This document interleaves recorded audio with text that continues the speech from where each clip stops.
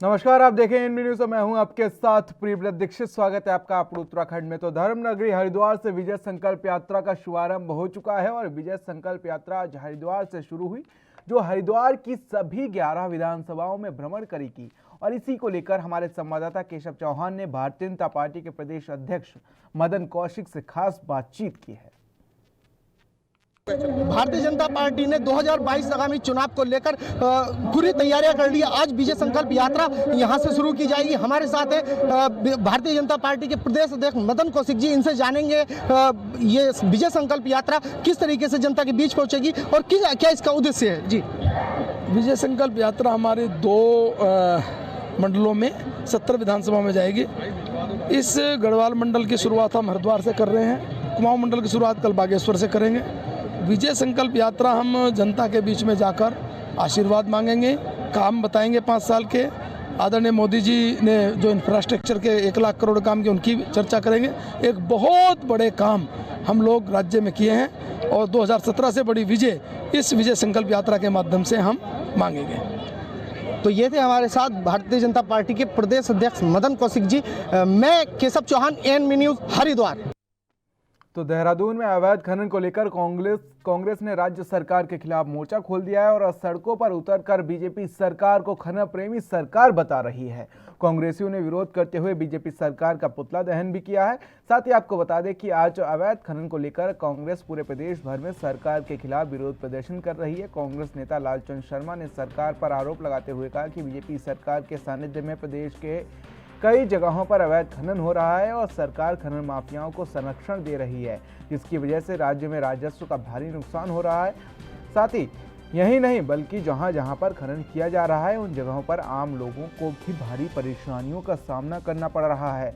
उन्होंने कहा कि नदी किनारे रहने वाले लोगों को बटिया और पुल क्षतिग्रस्त हो रहे हैं, लेकिन सरकार को आम जनता की कोई चिंता ही नहीं है। राज्य में जो बैठी हुई सरकार है वो लगातार खनन माफियाओं के हाथ में खेल रही है और कांग्रेस सड़क से लेकर सदन तक इस बात को उठाती रही है कि लगातार जो आपका खनन हो रहा है उस खनन से आम जनमानस को दिक्कतों का सामना करना पड़ रहा है। कई पुल क्षतिग्रस्त हो रहे हैं, कई पुस्ते गिर रहे हैं, उसको लेकर सरकार कहीं नहीं चेत रही है। लेकिन सिर्फ खनन के जो उनके सहयोगी साथी हैं उन्हें लाभ देने के लिए लगातार गलत नीतियां वो बनाती जा रही है, जिसकी वजह से उत्तराखंड राज्य को राजस्व की भी हानि हो रही है और आम जनमानस के जनमाल की भी हानि हो रही है। आम सरकार को चेताने का है और सरकार को लगातार चेताने के लिए कांग्रेस हमेशा सड़कों पर रही है। उसके बावजूद सरकार के कानों में जूं नहीं रेंग रही है। अब 2022 के अंदर जनता जान चुकी है और इनकी बधाई को जो है तय कर दिया है। कांग्रेस शासन काल में जो भी काम हुआ है नियमानुसार हुआ है और आज सारे काम नियमों के खिलाफ हो रहे हैं। आप चाहे आरटीआई लगा के देख लीजिए, आपको पता लग जाएगा कि कितने जो है नियमों के खिलाफ जो है ये सरकार काम कर रही है। तो वहीं रुद्रपुर में भी आज कांग्रेस कार्यकर्ताओं ने प्रदेश के मुख्यमंत्री पुष्कर सिंह धामी का पुतला फूंका और साथ ही सीएम धामी पर खनन प्रेमी होने का आरोप भी लगाया और साथ ही जमकर नारेबाजी भी की। उत्तराखंड प्रदेश कांग्रेस कमेटी अध्यक्ष गणेश गोदियाल के निर्देश पर आज असंगठित कामगार के प्रदेश अध्यक्ष और रुद्रपुर विधानसभा के दावेदार सीपी शर्मा के नेतृत्व में कांग्रेसी कार्यकर्ता अटरिया मोड़ पर जमा होकर बीजेपी के प्रदेश सरकार का पुतला फूंका और साथ ही सीएम धामी के खिलाफ जमकर नारेबाजी भी की। तो वहीं पुतला दहन करने के दौरान कहा कि उत्तराखंड सरकार के संरक्षण में अवैध खनन जमकर हो रहा है, जिस कारण राजस्व की बहुत बड़ी क्षति हो रही है। आरोप लगाया कि उत्तराखंड के मुख्यमंत्री पुष्कर सिंह धामी खनन प्रेमी है, जो किसी से छिपा नहीं हुआ है, जिससे साफ जाहिर होता है कि मुख्यमंत्री पुष्कर सिंह धामी खनन प्रेमी है। जीरो टॉलरेंस का दावा सिर्फ हवाबाई है और खनन के नाम पर जमकर लूट खसोट मचा रखी है। जनता बीजेपी के कुशासन से तंग आ चुकी है और खनन प्रेमी सीएम धामी की सरकार को उखाड़ कर फेंक देगी। देखिए, हमारे प्रदेश के जो मुखिया हैं पुष्कर सिंह धामी जी खनन के प्रेमी ये प्रचलित हो चुके हैं, पॉपुलर हो गए खनन प्रेमी के नाम से, कि इनको जो अवैध खनन प्रदेश में आज जोरों पे है, जिससे राजस्व की इतनी बड़ी हानि प्रदेश को उठानी पड़ रही है। खनन माफियाओं का बोलबाला है और खनन से जो भाजपा की सरकार खनन से अपना पैसा कमाकर चुनाव में लगाना चाहती है और खनन के ऊपर ही मुख्यमंत्री सारा पूरा कारोबार खनन के ऊपर कर रहे हैं। प्रदेश के अंदर भ्रष्टाचार व्याप्त है और खनन प्रेमी के हमने उनकी आंखें खोलने का काम किया है। पुतला दहन करने का काम किया है कि मुख्यमंत्री होश में आओ और खनन प्रेमी का जो आपके ऊपर ठप्पा लगा है उसको दूर करने का काम करो, या अपना अब जनता के बीच में अब इस समय आप खनन प्रेमी के नाम से मशहूर हो चुके हैं।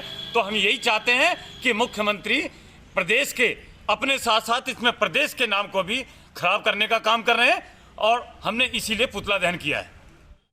तो खबर अल्मोड़ा से, जहां सदन के उपनेता करण मेहरा ने सरकार को घेरते हुए कहा कि आज प्रदेश की सरकार के घोटाले सामने आ रहे हैं। उन्होंने कहा कि 9,000 का टैब सरकार 16,000 में खरीदकर करोड़ों का घोटाला कर रही थी।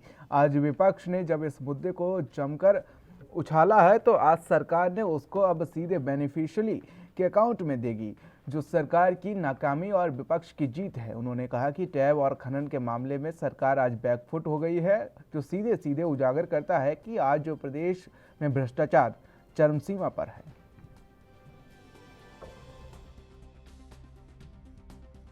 देखिए, ये आज कांग्रेस की जीत है। आपको याद होगा विधानसभा सत्र चल रहा था, तब मैंने मामला उठाया था और कुछ पेपर्स भी मैंने प्रेस के सामने रखे थे। आप लोगों ने बहुत बखूबी उसको उठाया, जिसमें जो टैबलेट 9,000 कुछ रुपए का ऑनलाइन मिल रहा था, उसकी खरीद सरकार 16,000 रुपये के हिसाब से कर रही थी। तब मैंने ये प्रश्न उठाया था कि डायरेक्ट बेनिफिशियरी के खाते में पैसे क्यों नहीं डाले जा रहे हैं, और इसमें कम से कम 130 करोड़ रुपये का घोटाला है। उसको संज्ञान में लेते हुए आज मेरी जानकारी में जो आया है कि अब सरकार ने अपने कदम पीछे खींचे हैं और 12,000 रुपये छात्राओं के खाते में डायरेक्ट डाले जाएंगे। लेकिन मेरा अभी फिर प्रश्न खड़ा है, अगर ये आज आप 12,000 डाले, आप 16,000 क्यों नहीं डाल रहे हैं? और अगर 16,000 में कुछ घोटाला था तो आपने इस बात को स्वीकार किया, तो जिन अधिकारी और जिस पैनल ने 16,000 रुपये में उस टैबलेट को खरीदने की कवायद शुरू की थी, उनके खिलाफ क्या सरकार कोई कदम उठाएगी? और अगर नहीं उठाती तो इसमें साफ संदेह जाएगा कि विपक्ष के दबाव पे सरकार ने अपने कदम पीछे खींचे। मेरा तो ये मानना है कि जब 16,000 आपने फिक्स किया था तो स्टूडेंट्स के खाते में 16,000 रुपये जाने चाहिए, और जो आप चुनाव का खर्च ले रहे थे वो उनको मिलना चाहिए स्टूडेंट्स को। तो अगर पहले गलत नहीं थे तो आज गलत कैसे हो गया? वही टैबलेट जो है 12,000 में कैसे आप देने के लिए के हिसाब से पैसा क्यों दे रहे हैं, 16,000 क्यों नहीं दे रहे हैं? तो अधिकारी के खिलाफ सरकार को जांच करके निश्चित ही अधिकारी और जो बिचौलिया था, मैंने नाम भी कोट किया था इनडायरेक्टली, उनके खिलाफ क्या कार्रवाई ये मुख्यमंत्री लेते हैं। वैसे बीजेपी के तीनों मुख्यमंत्री जो है घोटाले में नाम आ चुके हैं। इस वाले टैबलेट वाले में आज खुद मुख्यमंत्री ने सिद्ध कर दिया है कि कुछ घोटाला था। वहीं खनन की बात है, रावत जी ने उसमें धरना किया, हम लोगों ने विधानसभा में उठाया, और जो बागेश्वर में कांड हुआ, जो चिट्ठी गई थी, उसमें अपने उसको बर्खास्त करना अपने आप में पूरा नहीं है। इसका मतलब था कि मुख्यमंत्री कार्यालय कहीं ना कहीं संलिप्त रहा है, और लेकिन समय कम है, नहीं तो मेरे ख्याल से चौथा मुख्यमंत्री देखने को इस उत्तराखंड को मिलता। तो सनातन धर्म और रक्षा और संवर्धन के लिए आज धर्मनगरी हरिद्वार के वेद निकेतन धाम में 3 दिवसीय धर्म संसद का शुभारंभ हुआ है, और जूना अखाड़े के महामंडलेश्वर यति नरसिंहानंद गिरी की देखरेख में ये शुरू हुआ है। धर्म संसद में सैकड़ों की तादाद में संत और आम लोग शामिल हो रहे हैं, और धर्म संसद के तीसरे दिन संसद एक धर्म आदेश जारी करेगी, जो केंद्र सरकार को भेजा जाएगा।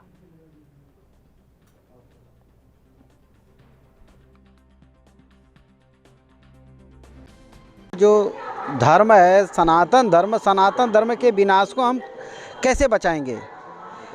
जिसको हम लोग मीडिया में सुन करके पक गए।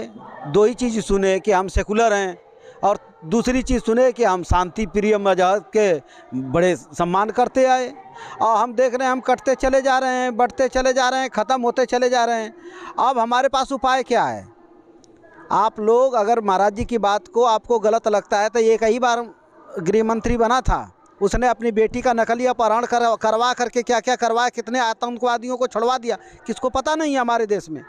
अगर देश को बचाना है तो हमें स्वामी जी के वचनों का पालन करना पड़ेगा। अक्षरशः हम स्वामी जी के साथ खड़े हैं। स्वामी जी के लिए हमारा तन मन धन प्राण आत्मा सब कुछ अर्पण हो चुका है, लेकिन अब हम सह नहीं पाएंगे।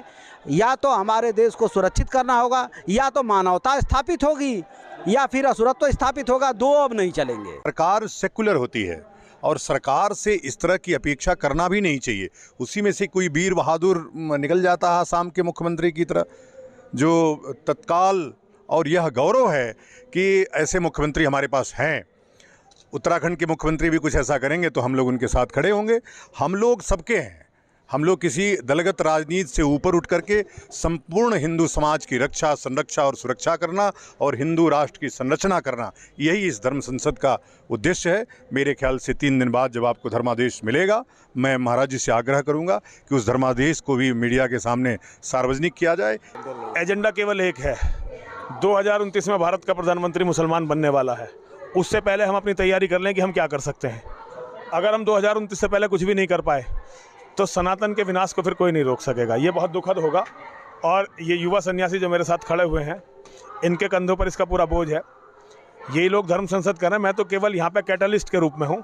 अब धर्मादेश भी महाराज जी और अमृतानंद जी जो सब युवा सन्यासी मिलकर तैयार करेंगे। हम अपनी बात इनके दिलों तक पहुँचा चुके कि इस्लाम से लड़ना बहुत ज़रूरी है, और अब ये आग सबों के दिलों में आ गई है। मेरा काम यहीं तक था, अब मैं लड़ने के लिए आगे चलूँगा। महाराज जी सब काम ये था। तो दिल्ली के डिप्टी सीएम मनीष सिसोदिया का बागेश्वर के गरुड़ विधानसभा के बैजनाथ में पहुंचने पर फूल मालाओं से भव्य स्वागत किया गया। बैजनाथ के 42 सेरा मैदान में जनसभा को संबोधित करते हुए उन्होंने बीजेपी और कांग्रेस पर उत्तराखंड की जनता को छलने का आरोप लगाते हुए आगामी विधानसभा चुनाव में आम आदमी पार्टी के प्रत्याशियों को विजय बनाने की अपील की है। सिसोदिया ने राज्य में आम आदमी पार्टी की सरकार बनने की दिशा में राज्य को आध्यात्मिक प्रदेश बनने, पर्यटन का हब बनने और साथ ही बिजली बिल जीरो करने के साथ साथ 5,000 रुपये बेरोजगारी भत्ता देने के सहित तमाम दावे किए हैं। दिल्ली के डिप्टी सीएम मनीष सिसोदिया ने बागेश्वर सीट से पार्टी प्रत्याशी और प्रदेश उपाध्यक्ष वसंत कुमार और कपकोट से भूपेश उपाध्याय को विजय बनाने की अपील की है।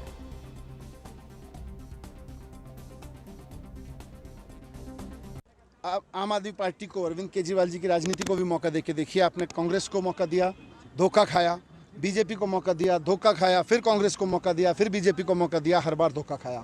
ये धोखा देती रहेंगी पार्टियां, ना स्कूलों के लिए कुछ करेंगी, ना अस्पतालों के लिए कुछ करेंगी, ना रोजगार के लिए कुछ करेंगी, ना डेवलपमेंट के लिए कुछ करेंगी, ना महिलाओं के लिए कुछ करेंगी, ना बुजुर्गों के लिए कुछ करेंगी। ये धोखा देती रहेंगी। आप आम आदमी पार्टी को मौका देके देखिए, आप हमेशा के लिए बीजेपी और कांग्रेस को भूल जाएंगे। बहुत शानदार मिल रहा है, अंडर करंट बहुत ज़बरदस्त है। जैसे 2013 में एक नई पार्टी ने आके दिल्ली की राजनीति में तहलका मचाया था, इस बार आम आदमी पार्टी के चुनावी कैंपेन कमेटी के प्रदेश अध्यक्ष दीपक बाली ने आज प्रेस वार्ता करते हुए कहा कि लगभग देश की आज़ादी के समय से ही काशीपुर को जिला बनाने की मांग यहां के क्षेत्रवासी कर रहे हैं, लेकिन इनकी मांगों पर कभी किसी सरकार ने गंभीरता नहीं दिखाई। 3 पीढ़ियां जिला बनने के सपने को लेकर आंदोलन करती चली आ रही हैं और 2 पीढ़ियां तो जिला बनने का सपना लेकर स्वर्ग भी सिधार चुकी हैं, लेकिन राजनीतिक दलों ने आज तक काशीपुर को जिला नहीं बनाया। इससे भी अधिक शर्म की बात और क्या होगी कि बीजेपी ने पिछले 4 चुनाव केवल इस मुद्दे पर जीते, लेकिन हर बार काशीपुर की जनता को जिले के नाम पर निराशा के सिवाय कुछ नहीं मिला।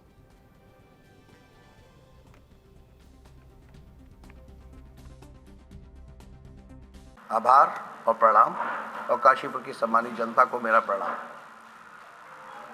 आप जानते हैं कि काशीपुर को जिला बनाने की मांग आज़ादी के समय के बाद से ही लगातार चल रही है, लेकिन वो मांग इतने वर्ष बीत जाने के बाद भी अभी तक पूरी नहीं हो पाई।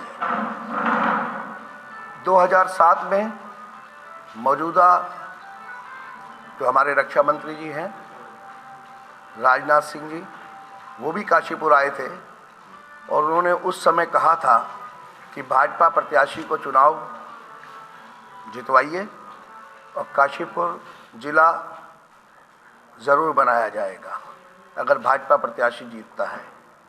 वो उस समय भाजपा प्रत्याशी का नाम भूल गए थे, फिर उन्होंने पूछा था तो इसी तरीके से वो काशीपुर जिला बनाना है ये भी भूल गए। जब से हमारे नेता अरविंद केजरीवाल जी ने काशीपुर दौरे में काशीपुर के समेत 6 जिले बनाने की घोषणा की है, तब से इन दोनों विपक्षी दलों को, पार्टियों को, जिसमें से एक की सरकार है और दूसरा विपक्षी दल कांग्रेस है, तो भाजपा और कांग्रेस को तब से बहुत तकलीफ हो रही है। जिस दिन से उन्होंने घोषणा की है कि 2022 में जनता आम आदमी पार्टी की सरकार बनाएगी, तो 30 दिन के अंदर काशीपुर समेत 6 जिलों की जो घोषणा आज की है उसको पूरा किया जाएगा। और फिलहाल ये वक्त एक छोटे से ब्रेक का, ब्रेक के बाद भी खबरों का सिलसिला लगातार जारी है।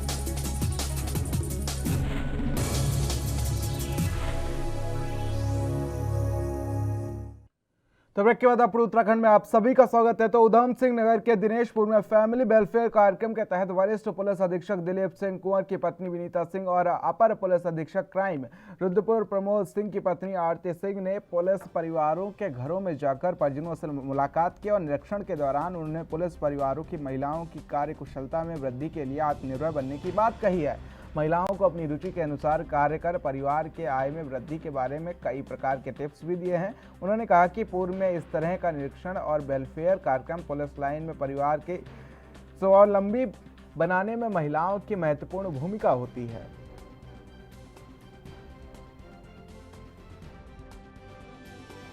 ये एक्चुअली हमारी मैम के उसमें चल रहा है कि इन्हें मोटिवेट करने के लिए, जैसे स्वावलंबी बनाने के लिए सिलाई प्रशिक्षण, इसके बाद हम पार्लर का कोर्स कराएंगे। पहले ये होता था कि हमारे सिर्फ पुलिस लाइन में ये प्रोग्राम होता था, जो हमारे और सर्कल्स में जैसे थानों में है, फैमिली क्वार्टर से वो महिलाएं वंचित रह जाती थी। तो उन्हें मतलब कोई वंचित ना रहे, हम सबको लेके चल रहे, सबका साथ सबका विकास वही वाला है। पहला तो हमारे जो है महिलाएं जो है बहुत अच्छी महिलाएं हैं, ये बहुत कोऑपरेट करती हैं। और हमारे जो है पुलिस लाइन में हुआ करता था आज तक ये प्रोग्राम, जैसे घर की सफाई करना, मतलब ये सफाई करने का मतलब ये है कि फैमिली वाले सफाई के प्रति जो है अवेयरनेस रहे और अपने बच्चों को भी जो है सफाई की आदत डालें वो लोग। अभी तक तो हमारे पुलिस लाइन में होता था, अभी हम लोगों ने थोड़ा सा हमारे, क्योंकि थाने और चौकियों में भी फैमिली रहती हैं, वो भी हमारे एक जो है पुलिस फैमिली के एक हिस्सा होते हैं। तो ये लोग अपने को अलग ना समझें, हमने जो है इनको इस समय अपने साथ लेके काम किया है और थोड़ा सा हम लोग इन लोगों को स्वावलंबी बनाने के लिए भी एक छोटा सा कार्यक्रम रखते हैं समय समय पे।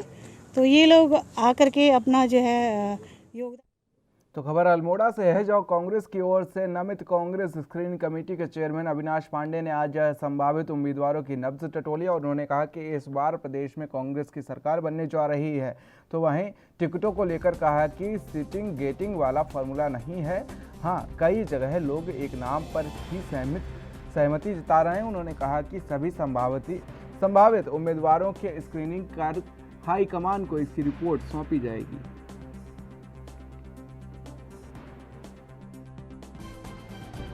कितने दावेदार आए हैं? आज हमारा हमने कल और आज मिलाकर करीबन 9 जिलों को हमने पूरा करने जा रहे हैं। और इन 9 जिलों में अगर आप देखें तो कुल 26 सीटों में कल की और आज की मिलाकर इन 26 सीटों में करीबन 250 से 150 से 175 से 180 दावेदार से हमारी मुलाकात प्रत्यक्ष अप्रत्यक्ष रूप से हुई है। इसमें सिर्फ दावेदारी ही नहीं बल्कि हमारे जो यहाँ के अनुभवी और स्थापित नेतृत्व है हर जिले का, हर विधानसभा का, उनसे भी हमारी चर्चाएं शुरू हैं और इसकी पूरी रिपोर्ट 22 तारीख को 21 तारीख तक ये दौरा चलेगा और उसके बाद में ये पूरी रिपोर्ट सेंट्रल इलेक्शन कमेटी के सामने पेश की जाएगी, जहाँ पर इन उम्मीदवारों के के ऊपर में फाइनल निर्णय लिया जाएगा। सेटिंग गेटिंग का भी फार्मूला, ऐसा कोई फार्मूला कभी भी नहीं होता है सेटिंग गेटिंग का, लेकिन मुझे खुशी है कि जहां पर हमारे स्थानिक विधायकगण या पूर्व विधायकगण जिनका अनुभव अच्छा है, वहां के बीच में वहां के लोगों में लोकप्रिय हैं, तो एक मत से कई जगह पर लोगों ने एक मत से उनका नाम ही प्रपोज किया है। तो द्वारीखोल ब्लॉक में ब्लॉक प्रमुख महेंद्र सिंह राणा द्वारा नववर्ष मिलन समारोह का आयोजन किया गया, जिसमें शहीद सीडीएस विपिन रावत और स्वर्गीय मधुलिका रावत को श्रद्धांजलि भी दी गई। साथ ही आपको बता दें कि विकासखंड कार्यालय द्वारीखाल बीडीसी का नाम बदलकर शहीद सीडीएस विपिन रावत स्मृति बीडीसी हॉल किया गया। मुख्य अतिथि के रूप में आईटी प्रभारी कांग्रेस मनीष खंडूरी और पूर्व प्रदेश अध्यक्ष प्रीतम सिंह ने भी शिरकत की। काफ़ी संख्या में जनसैलाब उमड़ा और महिलाओं द्वारा लोक नृत्य का भी प्रस्तुति दी गई।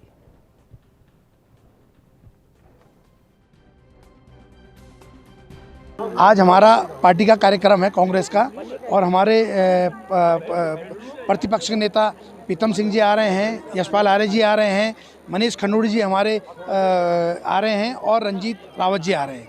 आज कांग्रेस की जनसभा है और आज जिस तरह से हमारे 20 सालों में हमने ये उत्तराखंड बनाया था और हमको वो मूलभूत सुविधाएं अभी तक नहीं मिली हैं, आज उसके लिए एक जन सैलाब है और हमारे बड़े नेता आ रहे हैं और जिसका हम उनका स्वागत कर रहे हैं और यहाँ पूरी देख रहे हैं कि जन सैलाब किस तरीके से। आज हमने हमारे CDS बिपिन रावत जी हमारे द्वारिखाल ब्लॉक के सैना गांव के थे, बिरमोली ग्राम सभा के थे और आज उनके लिए हमने श्रद्धांजलि भी रखी है। और आज हमने जो हमारा BTC का हमने नया भवन बनाया है उनके नाम से उनका नाम रखा हुआ है और हमेशा उनको याद किया जाएगा और हमेशा हमारे दिलों में वो राज करेंगे। हमारे जिस तरह का बेटा हमारे क्षेत्र का शहीद हुआ है और हमें बड़ा दुख है, लेकिन हमें गर्व इस बात का है कि हमेशा उन्होंने देश की रक्षा करी और देश में नाम हमारा जिस तरह से हमारे को उन्होंने आज गर्व महसूस हुआ है कि हमारे को हमेशा हमारा एक फौजी बेटा शहीद हुआ है, लेकिन हमें थोड़ा गम भी है, दुख भी है।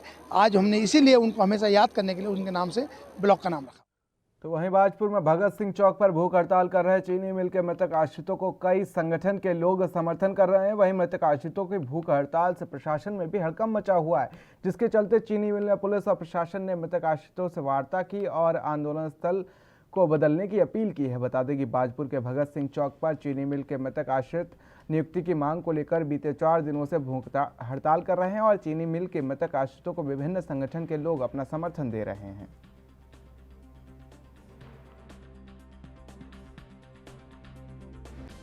देखिए, ये शुगर फैक्ट्री के जो इनके बुजुर्ग जो है इनकी मृत्यु हो गई है, ये यहाँ सरकार की अनदेखी की वजह से जो मृतक आश्रितों को जो है नौकरी नहीं दी जा रही है, इसके लिए धरने में बैठे और हम जो है इनके यहाँ इनके समर्थन में आएंगे। इनकी मांगों को जल्द से जल्द सरकार पूरी करे। और मैं ये कहना चाहूँगा, देखिए मृतक आश्रित जो है सरकार की एक संवैधानिक प्रक्रिया है। पहले की तमाम सरकारों में जो जिनकी असमय मृत्यु हो जाती थी उनके आश्रितों को जो है नौकरी देने का प्रावधान है, इसमें कोई नई बात नहीं है। लेकिन जो है ये नई योजना इसी सरकार में ये बात देखी जा रही है कि इतने लंबे समय से उनकी मृत्यु हो जाने के बाद इस सरकार में इनकी कोई सुनवाई नहीं हो रही है, जबकि ये संवैधानिक प्रक्रिया है, हमेशा से होती चली आ रही है। ये कोऑपरेटिव विभाग का मामला है, तो ये एक स्टेट का विषय था जिसे हमारी वर्तमान की जो सरकार है मोदी जी की, उन्होंने इसका केंद्र में नया कोऑपरेटिव का डिपार्टमेंट बनाया है।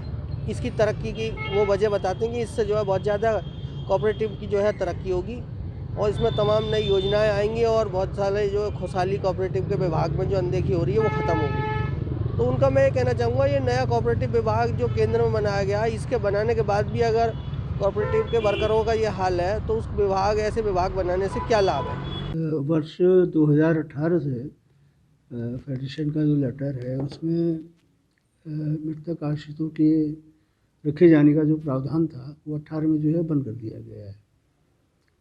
इसलिए जो इनको रखा नहीं गया है। अगर ऊपर गवर्नमेंट से अगर कोई नए दिशा निर्देश प्राप्त होते हैं तो तभी उसी के अनुसार जो है कार्रवाई होगी। तो हमने गवर्नमेंट को सूचित किया है। पहले इन लोगों ने यहाँ पर हमको लिख के दिया था कि सर हम पहले धरना प्रदर्शन कर रहे हैं, उसमें भी जो है हमने फेडरेशन को और गवर्नमेंट को हमने लिख के भेजा हुआ है। पूरा प्रयास है और संभवतः जहाँ तक मेरा अंदाज है कि इसमें जो है मामला जो है गवर्नमेंट के स्तर पर भी जो है इसमें कार्रवाई चल रही है। तो खबर हरिद्वार के मैंगलोर से है, जहां भारतीय किसान यूनियन ने उत्तम शुगर मिल प्रबंधन और नेशनल हाईवे अधिकारियों के खिलाफ जमकर प्रदर्शन किया और उत्तम शुगर मिल गेट पर धरना प्रदर्शन किया। साथ ही किसानों ने उत्तम शुगर मिल के प्रबंधन पर आरोप लगाते हुए कहा कि किसानों को 12 से 14 घंटे तक मिल गेट पर खड़ा रहने देते हैं, जिसकी वजह से किसानों की लंबी कतारें लग जाती हैं। तो वहीं आपको बता दें कि और नेशनल हाईवे पर सर्विस रोड ना होने के कारण कई दुर्घटनाएं हो चुकी हैं, जिसको लेकर उन्होंने प्रदर्शन किया। अधिकारियों की लापरवाही के चलते किसानों ने अपनी जान गंवाई है, यह आरोप लगाया है। साथ ही कहा कि लेकिन जिम्मेदार विभाग का कोई भी कार्रवाई करने से अधिकारी बचता नजर आता है। किसानों ने कई बार नेशनल हाईवे मिल प्रबंधन से सर्विस रोड बनाए जाने की मांग को लेकर अधिकारियों से गुहार लगा चुके हैं, लेकिन अभी तक इस मामले पर कोई संज्ञान नहीं लिया गया।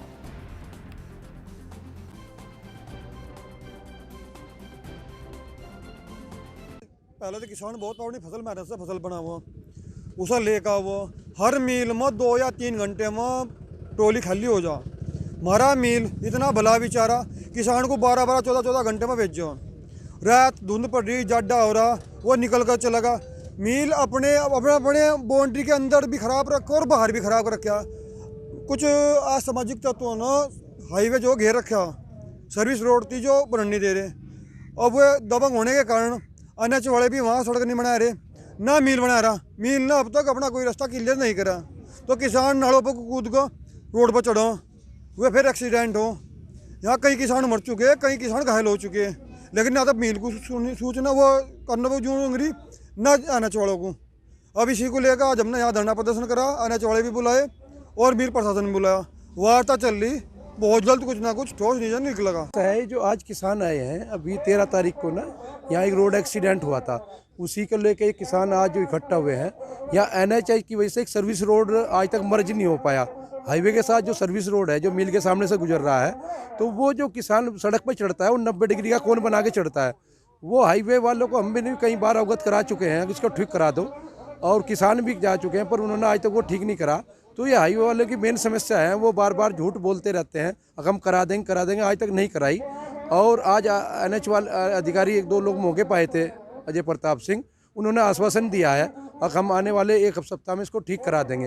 वो रोड मर्जिंग कार्य अधूरा जो आज तक पड़ा है, उसी की वजह से ये घटनाएं घट रही हैं, और भविष्य में अगर रोड मर्जिंग कार्य पूरा नहीं हुआ तो ये घटनाएं घटती रहेंगी इस तरह की। तो मेरा एक मानना है, अगर इनको ध्यान देना चाहिए, NHI को तुरंत ध्यान देगा इसको रोड मर्जिंग कार्य। तो अप्रो उत्तराखंड में मेरे साथ इतना ही। देश और दुनिया की अहम खबरों के लिए बने रहिए NB न्यूज़ के साथ। नमस्कार।